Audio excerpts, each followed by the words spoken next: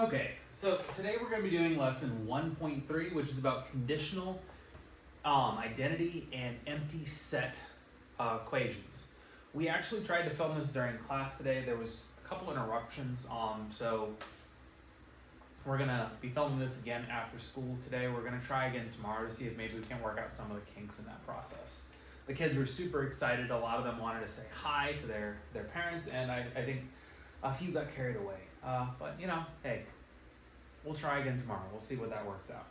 So without further ado, let's go ahead and jump into section 1.3. Now we'll give you a slight heads up. With this problem set, I did end up changing the problems throughout the day. So if you're in like first, second, or third, you might notice that a few of the problems have been changed subtly. Some have been changed just by a little bit, some have been changed by a lot, just to kind of drive the points home that I noticed students were asking throughout the day. So I'm going to do the ones that ended up being the final version of what we went through. So if you have some different ones, especially towards the end, don't worry too much as long as you got your 6 examples. So we have conditionals, identities, and empty sets.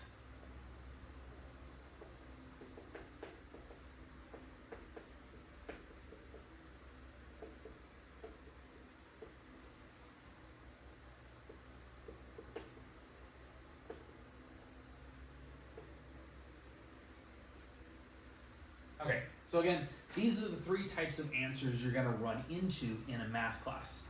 The first one, the conditional statement, is going to be the most common because that is typically where we focus in math. We're looking at when we actually get an answer that is limited in scope and that provides some sort of use. So let's go ahead and say, hey, when you're solving an equation, you'll end up with 3 possible solution types.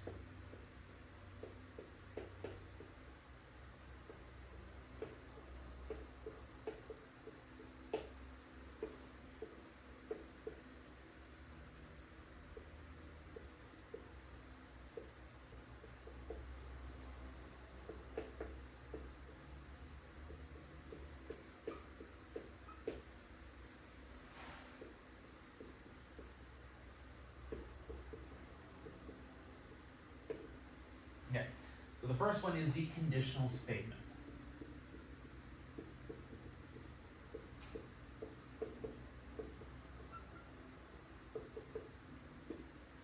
Okay, now a conditional statement, like we said, is when the number of solutions is limited, and it's going to be really common in a math class, may or may not be common in like real life application.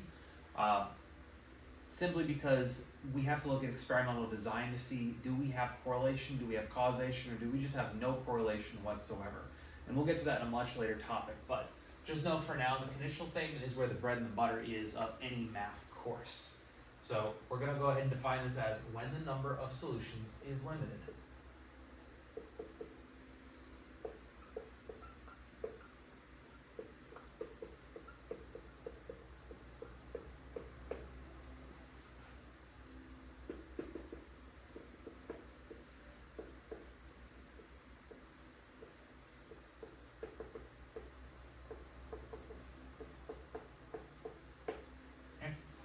I did actually go ahead and put the caveat right there, because the next 2 are going to be more common in application in real life.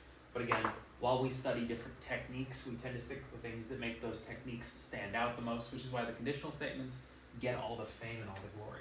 So here's the big thing. When you work equations, they don't really look any different. In the beginning, when you start working them, it's going to be like, okay, cool, what am I getting here?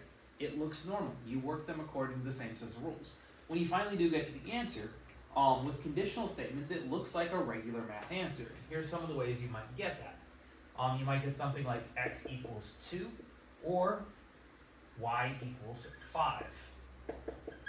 Those are pretty common. You've seen many different cases like that. You might have x, you might have y, you might have z, you might have any other letter or any other variable.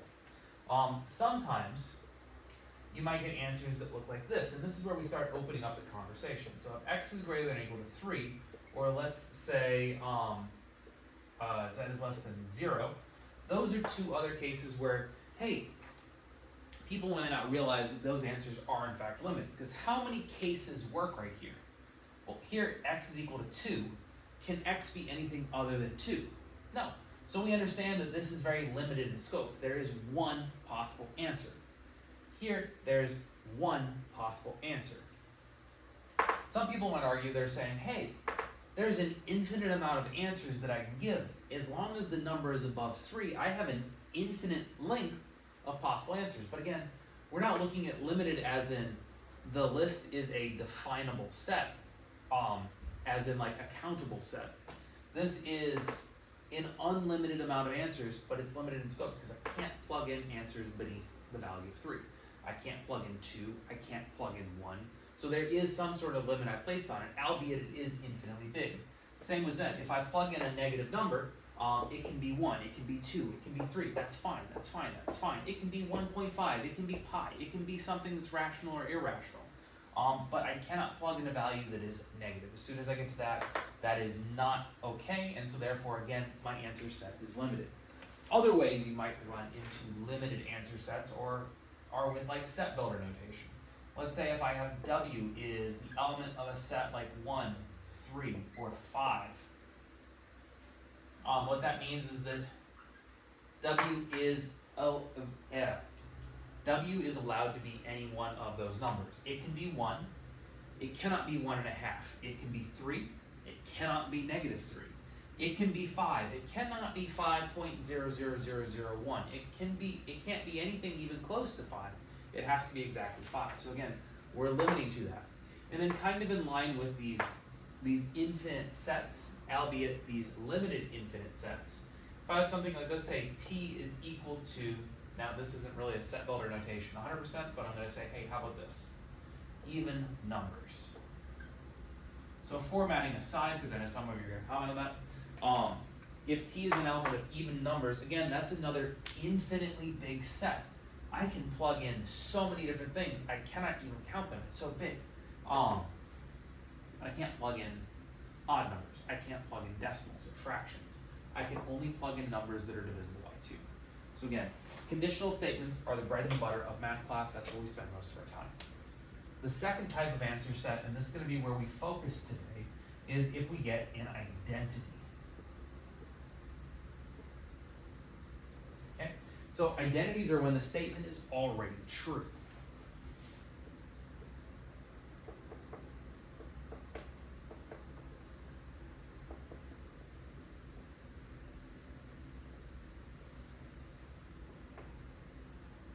Okay?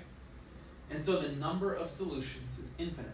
And this is where I wanted to point out that, because typically when you see identities, one of the most common things is you put infinite solutions. There's infinite solutions here and here and here. However, it's a different type of infinite solution than really what we're talking about with an identity.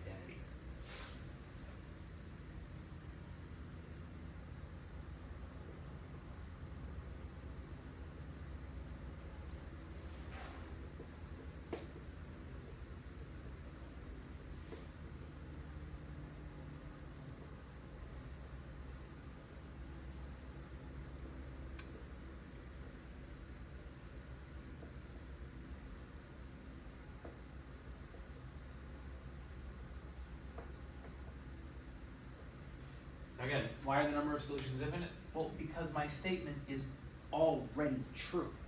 When we built the statement, it basically said, hey, let's remove any of the guesswork. Let's remove any of the possibilities of change or influence. Now, our answers in an equation will look something like this. Let's say something like 5 equals 5. Is that true? Yeah, 5 is always equal to 5. What about something like some of the other examples we gave are like 0 equals 0. How often does 0 equal 0? All the time. What about something like -3 equals -3? Again, all the time. The analogy in the real world is when we encounter an identity, let's say you're running an experiment and you want to test to see, do children grow if you wash their hair with different types of shampoo during their 2nd grade year?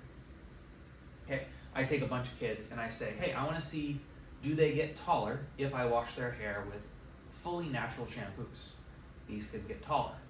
Well, how about I use synthetic shampoos? So I use it with a lot of synthetic ingredients. Hey, these kids got taller. Well, how about I use a control group? I don't wash these kids' hair. Cool. They got taller. Okay, let me dunk these kids' heads in mud. They get taller. So the idea is the statement is already true. You're trying to see what causes children to grow. The children are already going to grow.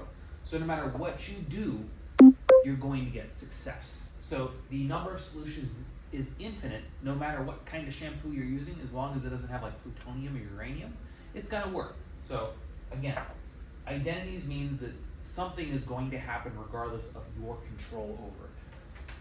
And in math, we typically see that as the variables disappear and we end up with truthful statements. The exact opposite of that is what we call an empty set.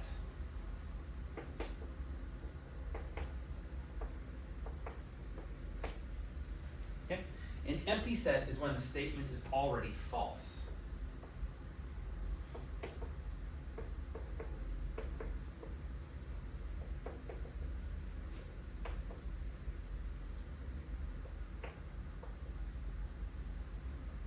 And no solution can change that.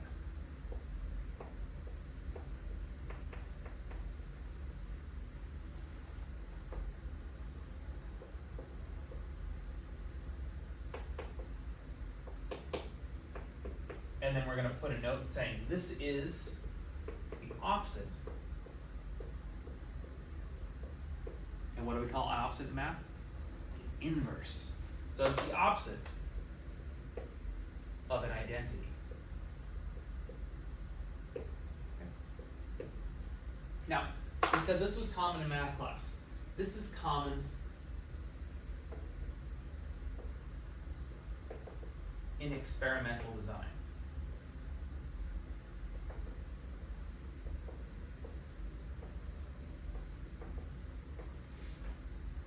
Now again, we'll go over that a little bit in probability and statistics to make sure we understand the implications of when we run into these solutions. But again, in experimental design, we're always hoping for something that we have the condition to influence. Because when we have the ability to influence an outcome, that allows us to control and change and get the things that we want. This means that we have no control, it just works. This means we have no control and it doesn't work. So sometimes when we run into that in experimental design, that says, hey, I got a bad design because I'm testing something that I don't need to test. This is saying, hey, I got a bad design. I can't fix this. It's just broke. So we want to work around this so that we can have the ability to influence the outcome.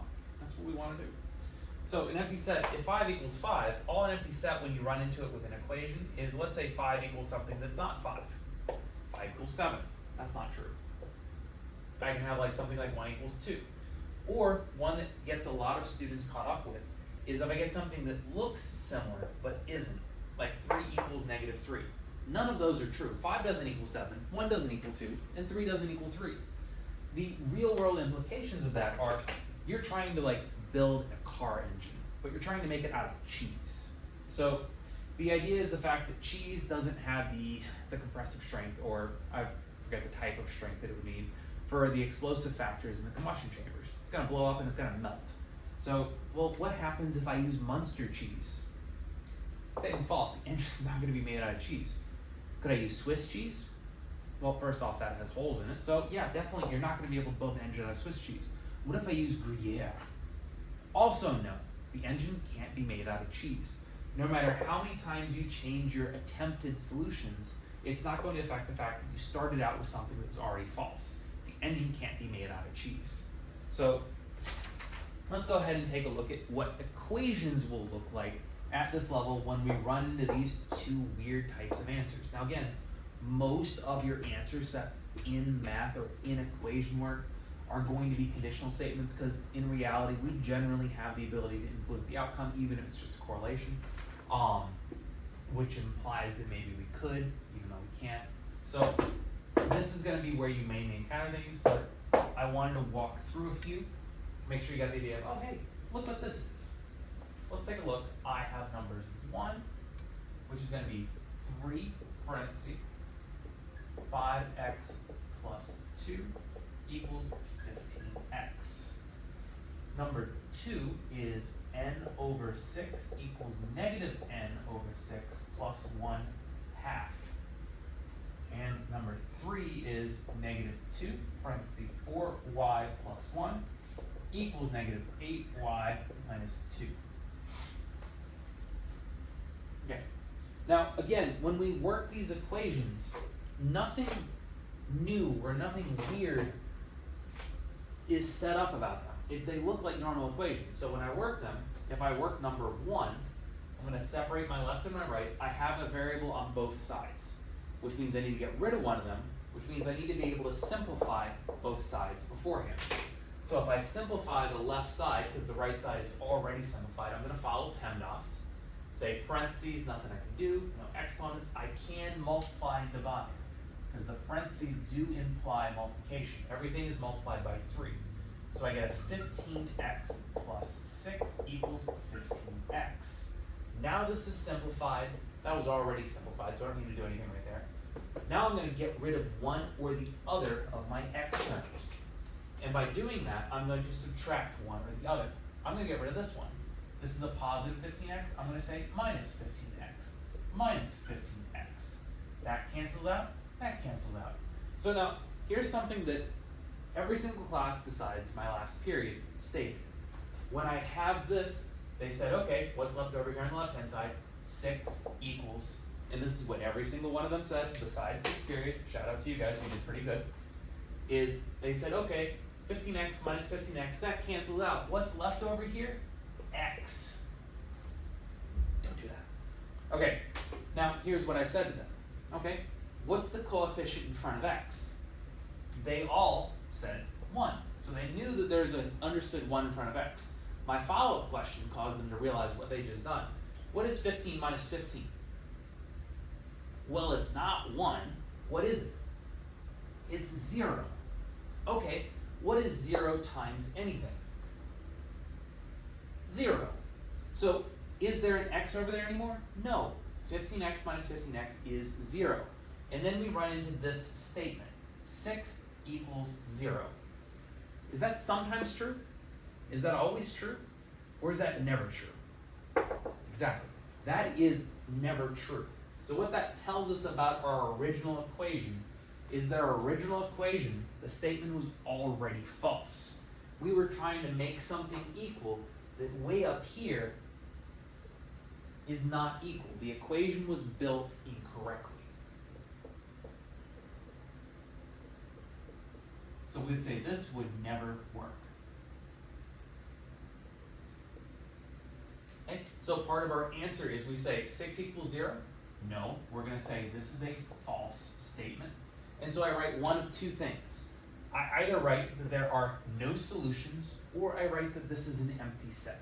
Doesn't matter which way you label it. So I'm either going to say no solutions, or I'm going to say that this is an empty set. Okay, again, no solutions make this true. 6 won't equal 0. Or the set of numbers that make this true is empty.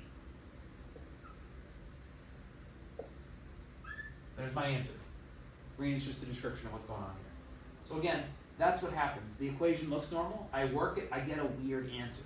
That's the focus of today, is what are these weird answers telling us? Otherwise, the rest of the equations work like normal equations. When I look at number 2, I separate left and right. I have a variable on both sides, so I'm like, okay, I got it cleaned up. But most of my students said they didn't like fractions. I'm like, okay, cool, let's get rid of one of these fractions.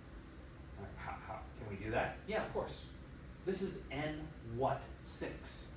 It's n divided by 6. Do you know how to get rid of division? Of course you do. We get rid of division through multiplication. So I'm going to multiply this entire equation by 6. Okay? So multiply by 6, divide by 6. They cancel out. What's left over? Just the top n. Multiply by 6, divide by 6. Those cancel out. What's left over? Just the top, negative n. Multiply by 6, divide by 2. That doesn't cancel out, but what is 6 divided by 2? It is 3, so I'm only multiplying that by 3. That'll give me a plus 3. Bingo, now I've got an equation that doesn't have any fractions, and we can work it a lot better. This is fully simplified, this is fully simplified. So now at this point, I need to get rid of either this n or that n. Doesn't matter which n. I'm going to get rid of that n. So if I get rid of the n on the right, I'm going to add an n and add an n. Cancel out.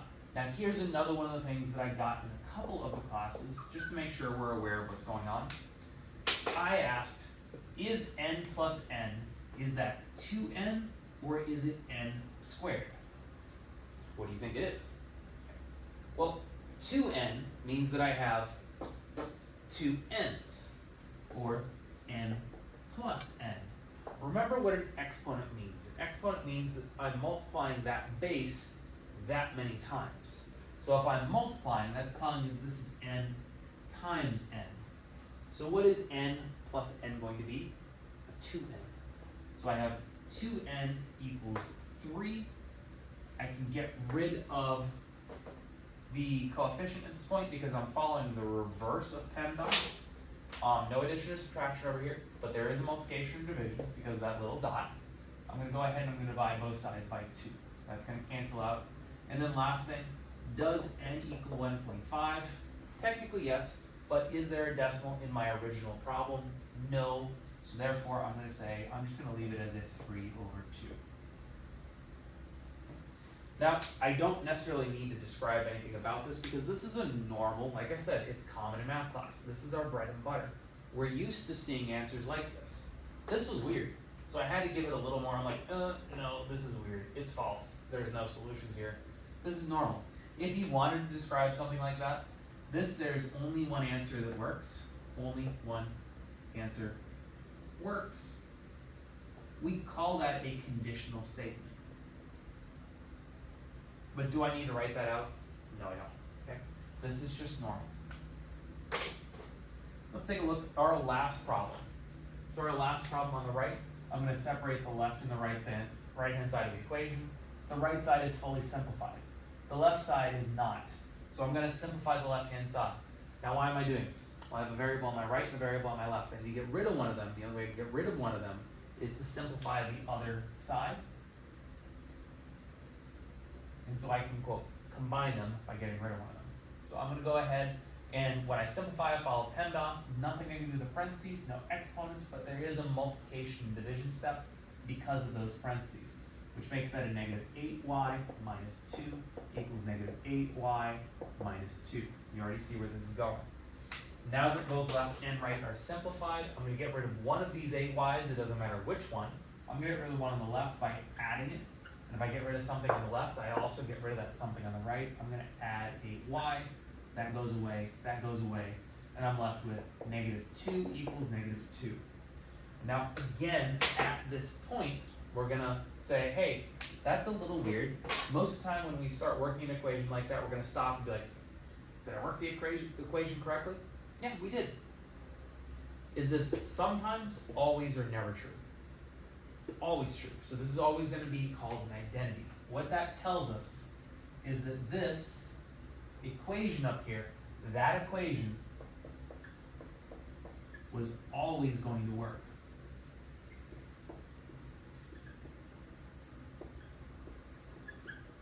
Okay? Doesn't matter what you did, that's always going to be true. Anyway, I can plug in whatever value I want for y. It's going to simplify down to something that is true. I can plug in 2 for y, 3 for y, 10 for y, pi over e for y. I could plug in even something nonsense, like 2 pizzas over a mouse. I don't know how to work that kind of math, but if I plug in 2 pizzas over a mouse, I'll get something that's equal to itself. Therefore, no matter what I do, it's going to work. So when we get answers like that, we say, hey, my variables disappeared. This is a true statement that it left me with. I either put there are infinite solutions, or I say that this is an identity. And so that's part of my answer, and this is the other part of my answer. Bingo. Okay. So again, we see our 3 different types of answer sets. This is what we're used to. This is how most of your homework ends up being. And then these are the weird ones. So again, what we're used to, weird answer, weird answer. Well, let's go ahead and try 3 more. Just to make sure we get more equation solving practice and you know what your answers are going to look like when you run into them. So 4 is 7, parentheses, 5 over 7 plus x minus 5x equals 1/2 of 10 plus 4x. Number 5 is going to be 11 plus 2x equals 2 parentheses x plus 4 plus 3. And the last one, number 6, is 6c minus 2 equals 2c plus 6. So I want you guys to try these real quick and see what type of answer are you going to get. Are you going to get normal answers, or are you going to get one of these weird ones? So go ahead and try these out. If not, we're going to work together here real quick. So pause the video. Should have had time to pause it and try these out. Let's do it together. I see variables on the left and variables on the right, which means I need to do some simplifying in order to get rid of one or the other. So I'm going to simplify the left. Nothing I can do in the parentheses, but I can do some multiplication. I'm going to distribute that 7. 7 divided by 7 cancels out. I'm left with 5. 7 times x gives us 7x. I don't distribute to the negative 5x because that's outside of the parentheses, so I just leave it. But it's not fully done yet. I can still combine the 7x and the 5x, which means 5 plus 2x equals whatever's over here. Now that it's fully simplified, I'm going to go simplify this side. No parentheses because there's nothing I can do inside there, but I can multiply, which means I'm going to say half of 10 is 5, half of 4x is 2x. Now that that's fully simplified, I'm just going to copy it down one more level so that it's on my other one. And you see what's about to go on with this one. When I get rid of the 2x's, my variables disappear, boop, boop, and I'm left with the statement that says 5 equals 5. And we know that 5 always equals 5. That was actually one of our examples over here, which means there are infinite solutions. This was built in a way that no matter what you did, it was going to work. So I'm going to say, hey, this is true. There are infinite solutions. Or I can call this an identity.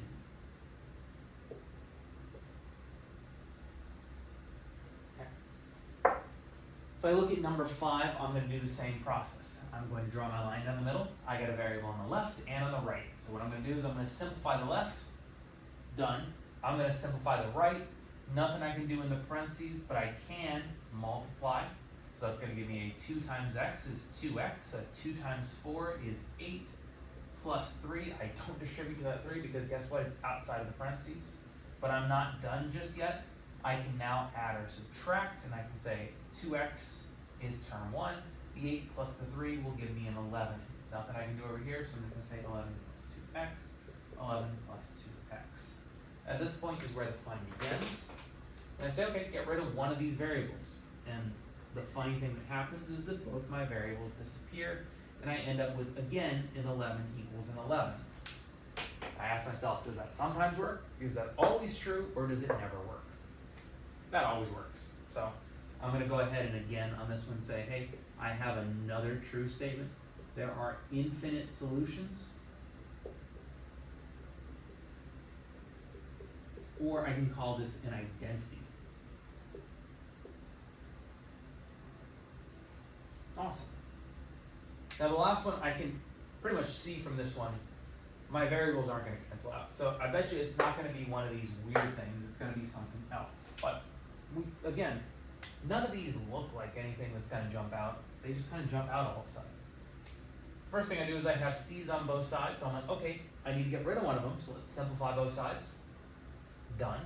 Then I'm going to get rid of either the smaller one or the number that's farther to the left than the number line, which in this case is going to be 2. So 6c minus 2c is 4c. Okay, now that they're combined, I notice that my variable is on the left-hand side.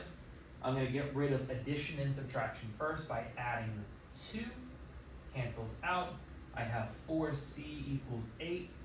Okay, after I get done with addition and subtraction, I get rid of multiplication and division. I see that there's a tiny, tiny, tiny little dot right there. So I'm going to divide both sides by 4. That's going to cancel out. And now I have c is equal to 2. Now I don't need to say anything about this unless it asks me what type of solution are you looking at. Okay.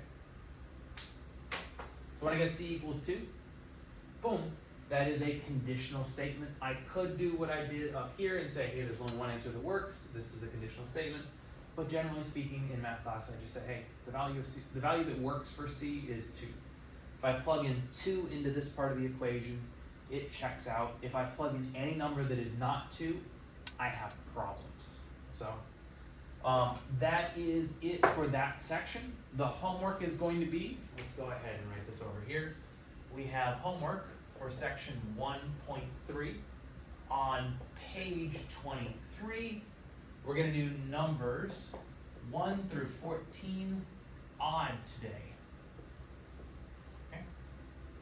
And as always, remember, with the odd questions, the answers are going to be in the back of the book. We are a math class, so what do math teachers always say about work in math class? You got to show your work. So please remember that if you write down the questions and the answers, or you hand me a sheet with all the answers, that's not going to count. And make sure you have those ready for class tomorrow. Until then, thank you, and I'll see you then.